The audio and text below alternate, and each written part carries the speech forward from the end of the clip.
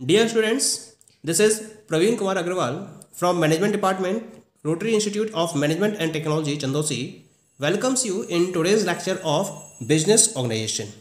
In today's lecture, we will discuss the topic Partnership Organization. जैसा कि last lecture में हमने फॉर्म्स ऑफ बिजनेस ऑर्गेनाइजेशन में sole proprietorship form को study किया था। आज के लेक्चर में हम स्टडी करेंगे कि पार्टनरशिप ऑर्गेनाइजेशन क्या होती है। A partnership is a kind of business where a formal agreement between two or more people is made and agreed to be the co-owners, distribute responsibilities for running an organization and share the income or losses that the business generates. कुल मिला के अगर मैं partnership firm की बात करूं या partnership organisation की बात करूं तो ये एक तरीके का वो बिजनेस होता है जहां दो या दो से ज़्यादा लोगों के बीच में एक फॉर्मल एग्रीमेंट साइन होता है। इस फॉर्मल एग्रीमेंट के कुछ कंडीशंस होती हैं और इन कंडीशंस के बेसिस पर हर कोई उस पर्टिकुलर पार्टनरशिप फर्म का को ओनर बन जाता है। वो सारी की सारी रिस्पॉन्सिबिलिटीज को अपने बीच में डिस्ट्रीब्यूट करते हैं और बिजनेस की इनकम और लॉसेस दोनों को शेयर करते हैं जैसा कि बिजनेस जनरेट करता है। यानी कि अगर प्रॉफिट जनरेट होता है तो प्रॉफिट शेयर करेंगे और अगर लॉस इनकर होता है तो वो लॉस को भी शेयर करेंगे।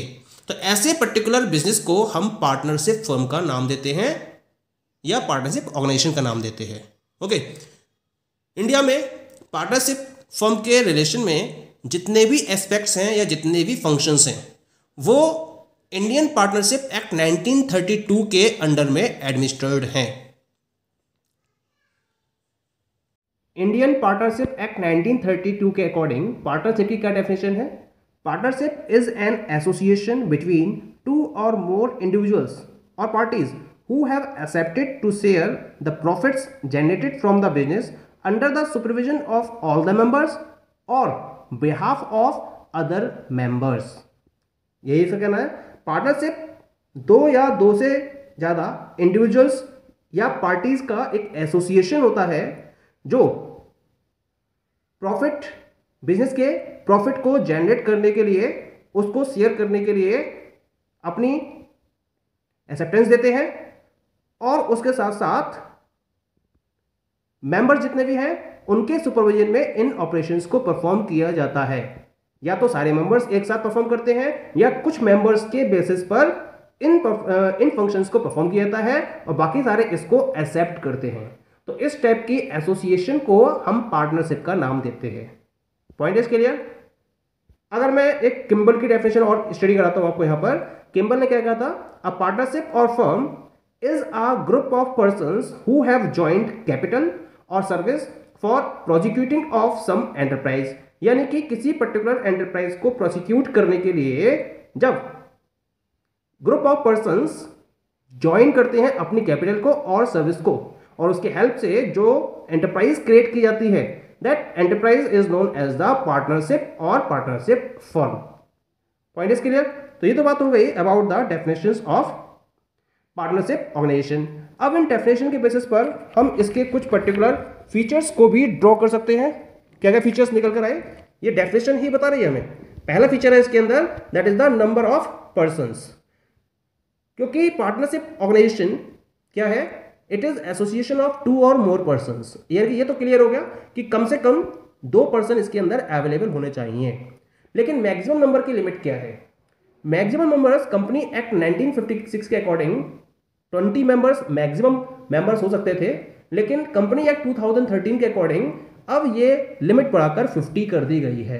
तो नॉर्मल फर्म के केस में मिनिमम नंबर ऑफ मेंबर्स 2 और मैक्सिमम नंबर ऑफ मेंबर्स 50 तक हो सकते हैं। ये कंपनी एक्ट 2013 के नए रूल्स एंड रेगुलेशंस के अकॉर्डिंग डिफाइंड है। दूसरा फीचर क्या हुआ इसका? That is the contractual relationship.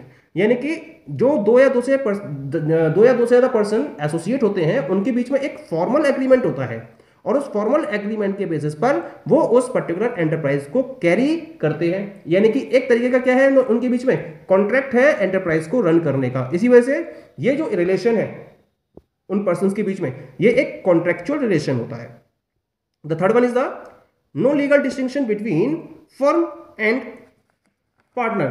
Partner और फर्म के बीच में कोई भी लीगल डिस्टिंक्शन नहीं होता है, लीगल डिफरेंस नहीं होता है, यानी कि पार्टनर का जो एक्ट होता है उसको ही फर्म का एक्ट मान लिया जाता है। पार्टनर अपने बिहाफ पर जो भी डील साइन करता है उसको फर्म की डील मान लिया जाता है और उसमें कोई भी लीगल डिफरेंस नहीं माना जाता है। ये इसका थर्ड फीचर हो गया। Fourth one is the unlimited liability, यानी कि इसमें जितने भी मेंबर्स एसोसिएट होते हैं उनकी लायबिलिटी अनलिमिटेड होती है। अनलिमिटेड का मतलब क्या होता है कि अगर बिजनेस को कोई लॉस होता है, पार्टनरशिप फर्म को कोई लॉस होता है, तो हर पर्सन उस लॉस को कंप्लीट करेगा, चाहे उसके लिए उसको अपनी पर्सनल प्रॉपर्टी तक क्यों ना सेल करनी पड़े। तो इसकी लायबिलिटी कैसी हो गई? अनलिमिटेड हो गई। पांचवा फीचर है इसके अंदर, दैट इज प्रॉफिट मोटिव, यानी कि इस पार्टनरशिप फर्म को स्टार्ट करने का मेन पर्पज होता है प्रॉफिट को जनरेट करना। Profit is the basic motive behind starting the partnership firm. Clear? And the last one is the partner as principal as well as agent. जो company के अंदर पार्टनर्स अवेलेबल होते हैं वो उसके प्रिंसिपल का मतलब क्या है? वो उसके मेन भी हैं और वो उसके एजेंट की तरह भी काम करते हैं। ऐसा नहीं कि पार्टनरशिप फर्म के लिए अलग से आप एम्प्लॉयज को फॉलो कर रहे हो, जो पार्टनर है वही उसके ऑनर का वर्कआउट करते हैं और वही उसके एजेंट की तरह काम करते हैं। यानी कि मार्केट में जितनी भी एक्टिविटीज परफॉर्म करनी होती हैं, हर एक्टिविटी को परफॉर्म करने के लिए पार्टनर्स डायरेक्टली रिस्पॉन्सिबल होते हैं और इस तरह से कंपनी को वो अपने फॉरवर्ड वे में आगे बढ़ाते हैं अपनी वर्किंग के बेसिस पर। तो these all are the features in relation of the company. Okay, now अब हम बात करते हैं कि पार्टनरशिप ऑर्गेनाइजेशन के क्या क्या एडवांटेजेस हैं। तो एडवांटेजेस में पहला एडवांटेज है that is the easy formation.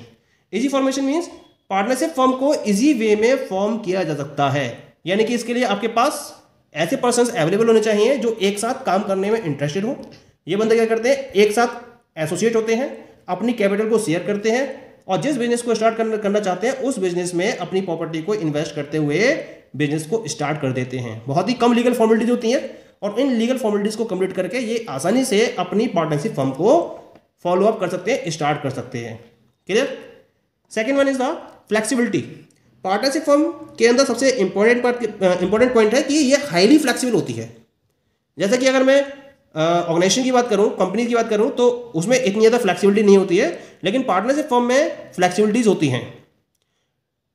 जैसे अगर एडिशनल कैपिटल रेज करनी है तो एडिशनल कैपिटल रेज करने के लिए आप अपने फर्म में नए पार्टनर्स को भी इंट्रोड्यूस कर सकते हो। तो इसका मतलब क्या हुआ? अपने फर्म को, अपने बिजनेस को एक्सपेंड करने के लिए अगर कैपिटल अरेंज करनी है तो नए नए पार्टनर्स को ऐड करते चले जाइए। ये इस पर्टिकुलर पार्टनरशिप फर्म की फ्लेक्सिबिलिटी होती है। Third one is the pooling of resources and skills and so on. सबसे खास बात क्या है कि आप इसमें उन पर्सन्स को एसोसिएट करते हो जो डिफरेंट स्किल्स के साथ में अवेलेबल होते हैं और वो उन डिफरेंट स्किल्स को फॉलो करते हुए एक बिजनेस एंटरप्राइज को स्टार्ट करना चाहते हैं।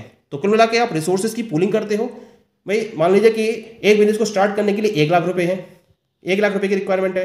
अगर एक पर्टिकुलर पर्सन के पास 40,000 है तो वो 60,000 के लिए और पर्टिकुलर पर्सन्स फॉलो कर सकता है जिनके पास 60,000 रुपए की अवेलेबिलिटी हो और उस तरह से वो एक पार्टनरशिप फर्म बनाकर अपने बिजनेस को या अपनी एंटरप्राइज को स्टार्ट कर सकते हैं।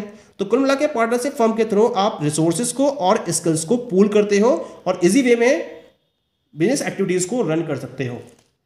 Next one is that is the direct stimulus. Direct stimulus का मतलब क्या होगा? एक डायरेक्ट मोटिवेशन होता है। जितना ज़्यादा आप वर्कआउट करोगे, जितना मेहनत से आप वर्क फॉलो करोगे, उतना ही आपको प्रॉफिट होता चला जाएगा। जैसा कि सोल प्रॉपर्टीशिप में था, वो भी एक डायरेक्ट मोटिवेशन था, ये भी एक डायरेक्ट मोटिवेशन से अटैच्ड है। जितना बेनिफिट आपको चाहिए, आपको उतना ही ज़्यादा हार्डवर्क फॉलो करना पड़ेगा।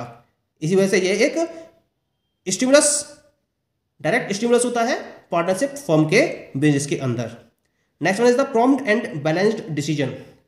अगर पार्टनरशिप फर्म के रिलेशन में हमें किसी भी पर्टिकुलर प्रॉब्लम के रेफरेंस में कोई डिसीजन फॉलो करना होता है तो उसको हम आसानी से फॉलो कर सकते हैं और बैलेंस्ड वे में फॉलो कर सकते हैं, क्योंकि उस डिसीजन को लेने वाले पर्सन्स क्या होते हैं? लिमिटेड होते हैं।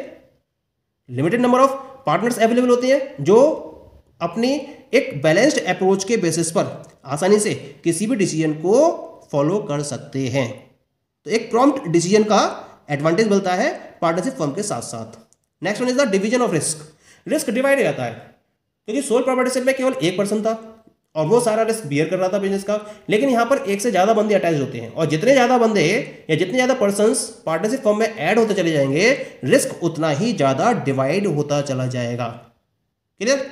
Next one is the strong credit position, क्योंकि आपके पास शेयर कैपिटल क्या होती है, ज़्यादा होती है, यानी कि जो आपके पास कैपिटल है वो ज़्यादा होती है। पार्टनर्स जितने ऐड करते चले जाओगे, कैपिटल उतनी ज़्यादा बढ़ती चली जाएगी, और जितनी ज़्यादा आपकी कैपिटल होगी उसके बेसिस पर आप उतने ही अपनी क्रेडिट पोजीशन को स्ट्रॉन्ग कर सकते हो। और अगर आपको मार्केट से लोन चाहिए तो उस क्रेडिट पोजीशन के बेसिस पर आप उस गुडविल के बेस पर उतना लोन मार्केट से अरेंज कर सकते हो। Okay, next one is the secrecy. तो सबसे बड़ी बात क्या है, अगर पार्टनर्स एक दूसरे पर भरोसा करते हैं और अंडरस्टैंडिंग उनके बीच में बहुत अच्छी है, तो वो बिजनेस के सीक्रेट्स को किसी से भी डिस्कस नहीं करते हैं, और इस तरह से जो सीक्रेसी है बिजनेस की, वो पर्टिकुलर बिजनेस के पार्टनर्स के बीच में ही रहती है, वो फर्म से बाहर नहीं जाती है। That is the main advantage. Last one is the protection of minority interest. यहां माइनॉरिटी के इंटरेस्ट को प्रोटेक्ट किया जाता है। क्या मतलब हुआ यहाँ पर, मान लीजिए कि किसी ने कैपिटल का इन्वेस्टमेंट किया ज़्यादा और किसी का कैपिटल का इन्वेस्टमेंट है कम, तो ऐसा नहीं है कि जिसका इन्वेस्टमेंट ज़्यादा है उसका वोटिंग राइट ज़्यादा होगा और जिसका इन्वेस्टमेंट कम है उसका वोटिंग राइट कम होगा। पार्टनरशिप फर्म में हर किसी को इक्वल प्लेटफॉर्म पर अपने डिसीजन को फॉलो करने की परमिशन होती है, चाहे उसका इन्वेस्टमेंट ज़्यादा है या फिर उसका इन्वेस्टमेंट कम है। That is the point. इसी वजह से माइनॉरिटी के इंटरेस्ट को प्रॉपर्ली प्रोटेक्ट किया जा सकता है under the partnership firm. Clear? The next point is less incidence of tax. अगर मैं जॉइंट स्टॉक कंपनी के कंपैरिजन में टैक्स की बात करूं तो पार्टनरशिप फर्म को उनके कंपैरिजन में कम टैक्स पे करना पड़ता है as a partners of the firm. Clear? Lower होता है ये tax in comparison of the joint stock company. And the last one is the encouragement of mutual trust. तो सबसे बड़ी बात क्या है कि बिजनेस के अंदर एक पर्सनल एलिमेंट इन्वॉल्व होता है। जितने भी पार्टनर्स हैं, all partners act in cooperation and mutual faith, trust and goodwill are maintained on this basis। क्योंकि हर पार्टनर एक दूसरे के साथ में म्यूचुअल फेथ के साथ में काम करता है, एक म्यूचुअल कॉपरेशन के साथ में काम करता है, जिससे कि क्या होता है, वो अपनी एक ट्रस्ट को और गुडविल को मेंटेन करने में सक्षम होते हैं, और इस तरीके से वो अपने पार्टनरशिप फर्म के डिफरेंट ऑपरेशंस को इजी वे में आगे बढ़ा सकते हैं। Okay, so these all are the advantages of the partnership organization.